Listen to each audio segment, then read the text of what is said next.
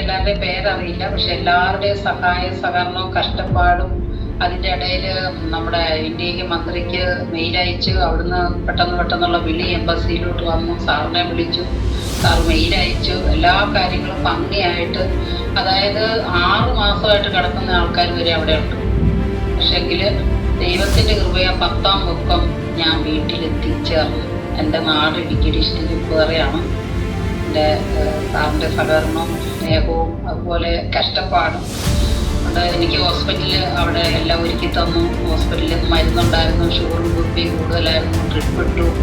എല്ലാവരും നല്ല ഹെൽപ്പായിരുന്നു. കുവൈറ്റുകൾ അതിനകത്ത് ശിക്ഷ അനുഭവിച്ച് കിടക്കുന്ന അവരും എനിക്ക് 10 ദിനാർ വരെ തന്നു. അത്രയും സ്നേഹത്തോടെ നമുക്കെല്ലാം ദൈവകൃപയാൽ ഒരുക്കി തന്നു. അതെല്ലാം കനിവിൻ്റെ സഹകരണ സംഘടനയുടെ ഭാഗമായിട്ടാണ് ഇവിടം വരെ എത്തി. ഇന്ന് എൻ്റെ വീട്ടിൽ എൻ്റെ മക്കളൊക്കെ ഇരിക്കാൻ പറ്റിയതിനെ ഓർത്ത് ഞാൻ ഒരുപാട് നന്ദി പറയുന്നു. എല്ലാവർക്കും വേണ്ടിയിട്ട് നന്ദി പറയുന്നു.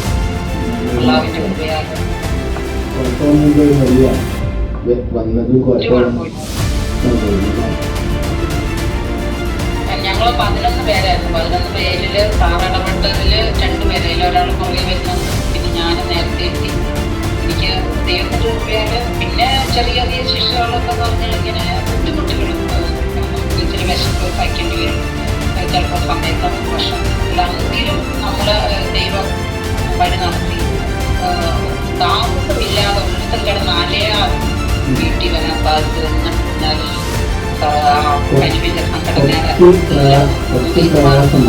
കുറച്ച് പ്രയാസം വന്നു. അത് ഏത് കാര്യത്തിനും ഉണ്ടാവില്ല സാറേ. ഉന്നത വിജയത്തിൽ എത്തണമെങ്കിൽ നമ്മൾ പ്രയാസത്തിൽ കൂടെ കടന്നു പോയാലേ എത്തുള്ളൂ. സുഖ സൗകര്യത്തിൽ കൂടെ ഒരിക്കലും നമ്മൾ എത്തത്തില്ല. അന്നേരം നമ്മൾക്ക് ആ പ്രയാസം വരുമ്പോഴാണ് നമ്മൾ അതേക്കുറിച്ച് നമ്മൾ മനസ്സിലാക്കുന്നത്. ഏത് കാര്യത്തിനാണ് ഇറങ്ങി തിരിച്ചാല് സാറ് പല പ്രാവശ്യം എന്നോട് ചോദിച്ചു, ജോലി ചെയ്യണോ നാട്ടിൽ പോകണോ, ജോലി ചെയ്യണോ എന്ന് ഞാൻ പറഞ്ഞു, സാർ എനിക്ക് നാട്ടിൽ പോയാൽ മതി, എനിക്ക് ജോലി മതി. പിന്നെ നാട്ടിലെത്തി സുഖമായിട്ടിരിക്കുക. നാട്ടിലെത്തും. എൻ്റെ കയ്യിൽ കുറച്ച് സാധനങ്ങൾക്ക് എന്തായാലും ഞാൻ എത്തിയിരിക്കും. എന്തായാലും എത്തിച്ചെങ്കിൽ ഞാൻ ഏൽപ്പിച്ച സാധനങ്ങൾ തീർച്ചയായിട്ടും എനിക്ക് നല്ല വിശ്വാസം. ഞാൻ ബിസി ആണെങ്കിലും ഇടയ്ക്ക് ഒന്ന് മെസ്സേജ് ചെയ്യുക, ഞാൻ ബിസി എടുക്കുന്നത് കേട്ടോ.